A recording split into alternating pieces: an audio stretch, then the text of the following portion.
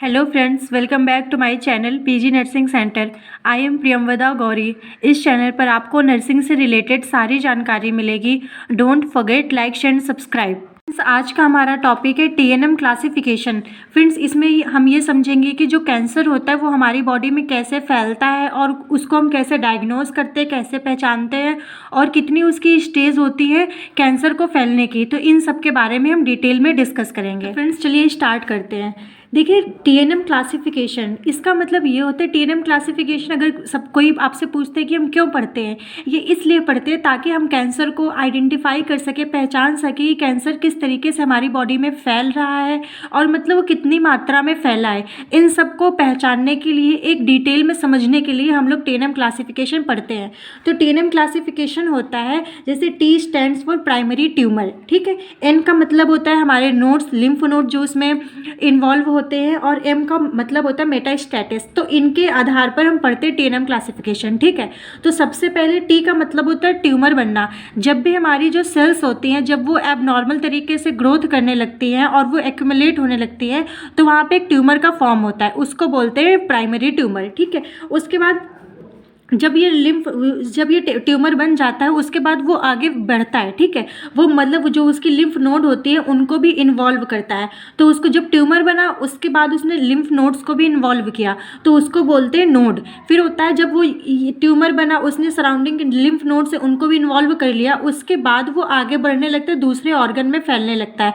Suppose that जो हमारा oral cancer होता है वो लंग्स तक पहुँच जाता है। तो इसका मतलब क्या है कि वो कैंसर हमारे मुँह से हमारे गले तक फैला है, ठीक, हमारे फेफड़ों तक फैला है। तो उस फैलने की क्रिया को बोलते हैं मेटास्टेसिस। मेटास्टेसिस का मतलब होता है फैलना, स्प्रेड होना, दूर तक फैलना, ठीक है। आई होप कि आपको तीनों का मतलब समझ में आ गया होगा। अब हम एक एक को समझते हैं। मतलब प्राइमरी ट्यूमर, अब इसका मतलब ये है, इसमें कौन कौन सी स्टेज आती हैं। सबसे पहले यहाँ पे देखिए T(X), T0, TIS और T1 to 4। इसका मतलब ये जहाँ पर भी X आ जाए, TX हो गया, NX हो गया, MX हो गया, इसका मतलब होता है कैन नॉट असिस्ट, मतलब कि वो अभी असेस नहीं किया गया। X का मतलब ही होता है कि नॉट असिस्ट, ठीक है, इतना याद रखिए। फिर आ गया T0। T0 का मतलब कि अभी कोई एविडेंस नहीं मिला है, अभी कोई प्रूफ नहीं मिला है कि वो ट्यूमर है कि नहीं है, ठीक है। अब ध्यान से समझते चलिएगा, आपको अच्छे से समझ में आ जाएगा। उसके बाद TIS। TIS का मतलब होता है कार्सिनोमा इन सितु, मतलब लिमिटेड टू सरफेस सेल, मतलब अब वो ट्यूमर है, वो फॉर्म होना शुरू हो गया, लेकिन जो कोई भी ऑर्गन या कोई भी लेयर की जो ऊपर की सरफेस है उसमें वो अभी लिमिटेड है, मतलब वहाँ पर उसका एबनॉर्मली तरीके से ग्रोथ हो रही है, ठीक है। उसके बाद है 1 to 4। 1 to 4 का मतलब है कि यहाँ पे T1 भी हो सकता है, T2 हो सकता है, T3 हो सकता है, T4 हो सकता है। ये उसकी इंगेजिंग के अकॉर्डिंग आप लिख सकते हैं। इसमें होता है increasing tumour size and involvement. इसमें मतलब ये धीरे धीरे जो ट्यूमर है वो हमारा पहले सरफेस को, इसमें कार्सिनोमा इन सिटू में लिमिटेड सरफेस सेल्स को वो अफेक्ट करेगा, उसके बाद उसकी लेयर को अफेक्ट करेगा, उसके टिश्यूज़ को डैमेज करेगा, मतलब कि वो धीरे धीरे एक एक स्टेप से आगे बढ़ेगा। तो उसका साइज़ जो होगा वो भी बड़ा होगा, और जो फ्रेश या हमारी जो नॉर्मल सेल्स है उनको भी एबनॉर्मल करता रहेगा, डिफेक्ट करता रहेगा, ठीक है। तो यही बताया गया है कि T1 से T4 तक है। आप कितना भी लिख सकते हैं, जैसे सपोज दैट आप ओरल कैंसर लिख रहे हैं, तो ओरल कैंसर में आप TX लिख दीजिए, T0 लिख दीजिए, TIS लिख दीजिए, फिर T1 लिख दीजिए, T2 लिख दीजिए, T3 लिख दीजिए, ठीक है। ये आपके अंडरस्टैंडिंग के अकॉर्डिंग है कि आप उसको कितना एक्सप्लेन कर सकते हैं, ठीक है। उसमें कितनी सेल्स डैमेज हो रही हैं। जैसे हमारा लंग्स कैंसर होता है तो उसमें T1 से T4 तक चारों स्टेज आ सकती हैं, क्योंकि लंग कैंसर में पहले एक साइड का लंग इन्वॉल्व होगा, फिर दोनों साइड का होगा, उसमें ब्रोंकाई भी होते हैं, ब्रोंक्यूल्स भी होते हैं, एल्वोलाई भी होते हैं, मतलब बहुत सारे अंदर उसके अंदर पार्ट्स हैं। तो वो पार्ट्स के अकॉर्डिंग जैसे जैसे हमारा ट्यूमर फैल रहा है उसके अकॉर्डिंग लिखते हैं, ठीक है। आई होप कि आपको समझ में आ गया होगा। अगर समझ में आ गया हो तो फ्रेंड्स ठीक है, अगर अभी भी कोई डाउट है तो आप कमेंट जरूर करें, ठीक है, मन में कोई डाउट ना रखें, ठीक है।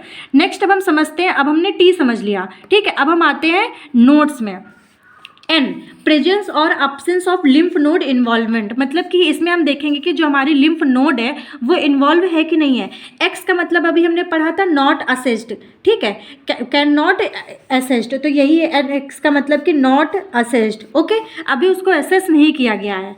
फिर मतलब असेस नहीं किया जा सकता है, मतलब अभी वो इतना नहीं फैला है कि हम उसको असेस कर सकें। फिर N0 का मतलब है कि कोई उसमें, मतलब वो जो N0 का मतलब होता है कोई अभी एविडेंस नहीं है, कोई प्रूफ नहीं है, तो नो लिम्फ नोड इन्वॉल्वमेंट। ठीक है, अभी कोई प्रूफ नहीं है हमारे पास कि हमारा लिम्फ नोड इन्वॉल्व हुआ है कि नहीं हुआ है। ठीक है, आप ये याद रखिएगा, जहाँ पर भी एक्स आ जाए उसका मतलब होता है नॉट असिस्ट, जहाँ पर 0 आ जाए उसका मतलब होता है नो एविडेंस। फिर उसके बाद इन 1 to 4 इसमें भी यही है कि increasing degrees of regional lymph nodes involvement. इसका मतलब यही कि जो हमारा लिम्फ नोड है वो कितना इन्वॉल्व हुआ है। जैसे सपोज दैट हमारा लिम्फ नोड है, ठीक है, इसमें इसके अंदर की ये हमारे जो लिम्फ नोड के ये सपोज दैट सेल्स हैं, ठीक है। उसके बाद 1 to 4 में पहले N0 में N1 में क्या होगा, N1 में ये लिम्फ नोड का एक सेल इन्वॉल्व हो गया, ठीक है। उसके बाद N2 में क्या होगा, ये और ये इन्वॉल्व हो गए। N3 में क्या होगा, ये जितने भी सेल्स हैं सभी इन्वॉल्व हो गए। और N4 में क्या होगा, पूरा लिम्फ नोड इन्वॉल्व हो जाएगा। तो यही उसकी डिग्री के अकॉर्डिंग बताया गया कैसे कैसे वो फैलता है। M डिस्टेंट मेटास्टेटिस, इसका मतलब ये होता है कि डिस्टेंस मतलब कि जो नियर बाई ऑर्गन है उनमें कैसे स्प्रेड होता है, ठीक है। तो एक्स का मतलब अभी मैंने क्या पढ़ा था, नॉट असेस्ड। उसके बाद M0 का मतलब कि कोई एविडेंस नहीं अभी वहाँ पर वो फैला है कि नहीं फैला है। और M1 का मतलब होता है एविडेंस ऑफ डिस्टेंस मेटास्टेटिस की वो जो ओरल कैंसर था वो लंग्स तक पहुँच चुका है, वहाँ पर स्प्रेड हो चुका है। देखिए फ्रेंड्स, यहाँ पे एक नोट करने वाली बात ये है कि M में केवल MX, M0, M1 ही स्टेज होती है, इसके आगे कोई स्टेज नहीं होती है। क्योंकि अगर वो दूसरे ऑर्गन पे जाकर के पहुँच गया है मतलब कि वो वहाँ पे स्प्रेड हो चुका है, अब वहाँ पर उसका 1 2 3 4 नहीं शो किया जाता है, ठीक है। केवल यहाँ पर जैसे अभी हमने देखा जो ट्यूमर होता है, ट्यूमर में 1 to 4 स्टेज शो करी जाती है, एन में 1 to 4 स्टेज शो करी जाती है, लेकिन जो एम है जो मेटास्टेटिस स्टेज है उसमें केवल M1 तक ही किया जाता है, ठीक है। और फ्रेंड्स ये मैं बता दूँ, ये मैंने जो नोट्स बनाए जावेद अंसारी की बुक्स के अकॉर्डिंग बनाए हैं, ठीक है। मेडिकल सर्जिकल नर्सिंग की जो जावेद अंसारी की बुक है उसके अकॉर्डिंग है, ठीक है। अगर आपको कोई डाउट होता है या कोई भी प्रॉब्लम आती है तो आप कमेंट जरूर करें और मेरे साथ डिस्कस कर लें, ठीक है। हमने पढ़ा TNM क्लासिफिकेशन। अब हम पढ़ते हैं स्टेजिंग ऑफ कैंसर। पहले जैसे मैंने पहले ही बता दिया, मैंने जावेद अंसारी के नोट्स बनाए हैं फ्रेंड्स। इसमें ये है कि जो हमारी स्टेज होती है वो मेनली 4 होती हैं, 1 2 3 4, ओके।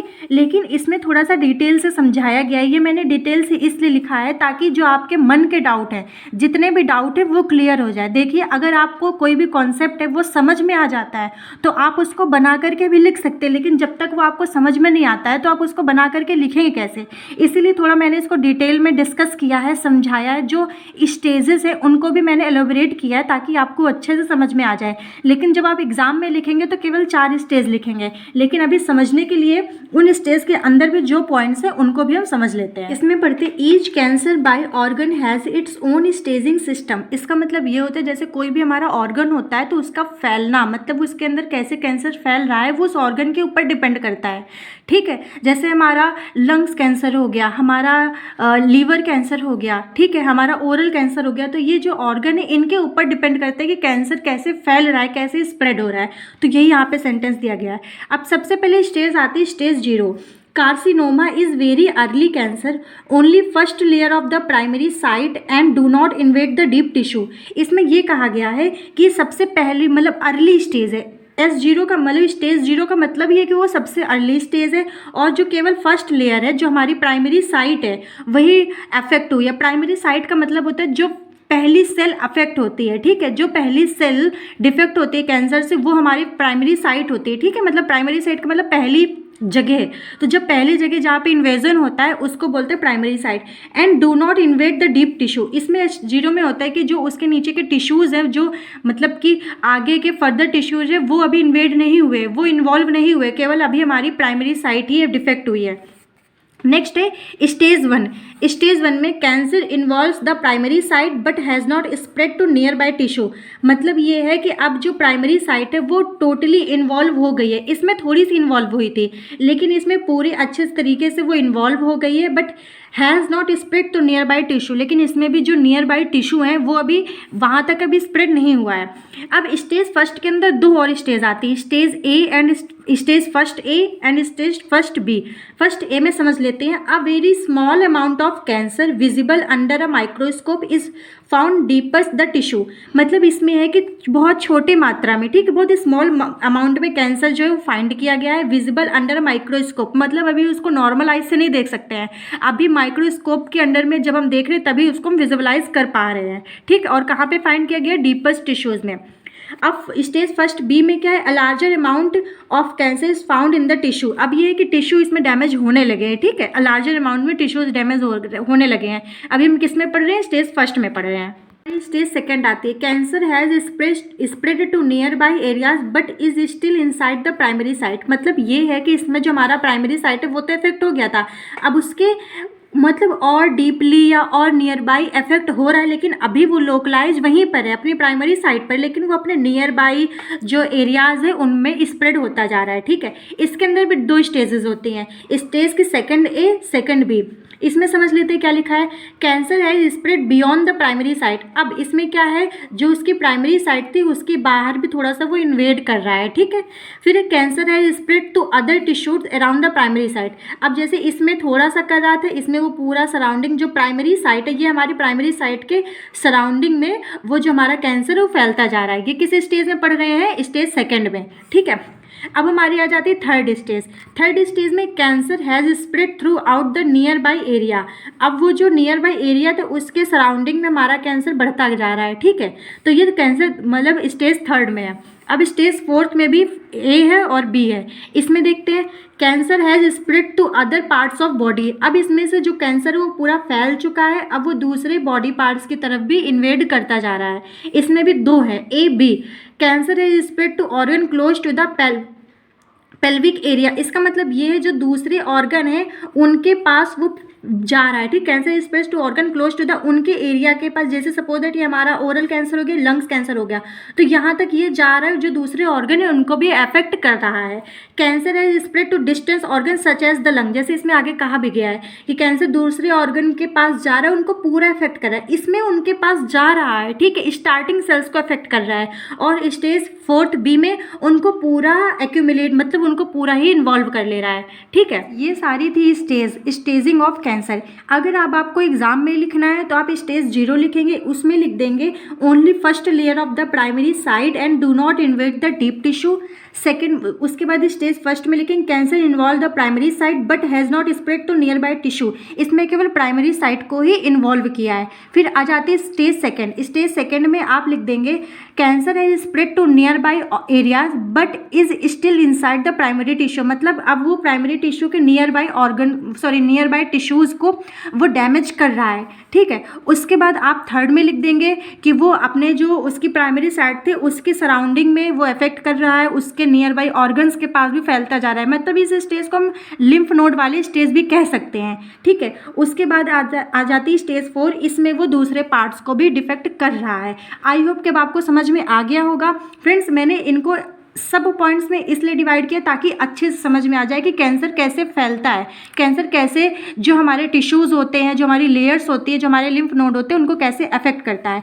आई होप कि अब आपको समझ में आ गया होगा। अब हम फ्रेंड्स थोड़ा सा देख लेते हैं कि जो स्टेजिंग ऑफ कैंसर है, TNM क्लासिफिकेशन हम ये क्यों करते हैं। तो जो इसका डायग्नोसिस है CT स्कैन और MRI। जो फ्रेंड CT स्कैन होता है और MRI होता है उससे हम देखते हैं कि TNM क्लासिफिकेशन मतलब वो कैसे फैला है, ट्यूमर है अभी कि नोड्स में जा चुका है कि वो मेटास्टेटिस स्टेज में है। और अगर स्टेजिंग के अकॉर्डिंग देखते हैं तो उसकी कौन सी स्टेज है, फर्स्ट है कि सेकेंड है कि थर्ड है कि फोर्थ है, ठीक है। कभी भी बायोप्सी से आप स्टेजिंग या TNM क्लासिफिकेशन नहीं फाइंड आउट कर सकते, क्योंकि जो फ्रेंड्स बायोप्सी होती है, मैं थोड़ा सा यहाँ से समझा दूँ। बायोप्सी का मतलब होता है कोई भी ट्यूमर है उसका छोटा सा सैंपल ले जा करके आप चेक कर रहे हैं, उससे केवल आपको ग्रेड पता चलेगी कि कितना फैला है, मतलब ये कितना मतलब माइल्ड है कि सीवियर है कि मॉडरेट है, किस डिग्री का ये कैंसर है, ये बायोप्सी से पता चलता है। लेकिन उसकी स्टेजिंग और उसका जो क्लासिफिकेशन है TNM क्लासिफिकेशन वो केवल CT स्कैन और MRI से पता चलता है, ठीक है। आई होप आपको ये डाउट भी क्लियर हो गया होगा। और फ्रेंड्स, ये स्टेजिंग और TNM क्लासिफिकेशन अच्छे से समझ में आ गया होगा। अगर अभी भी कोई डाउट है तो आप कमेंट ज़रूर करें। Thank you so much for watching.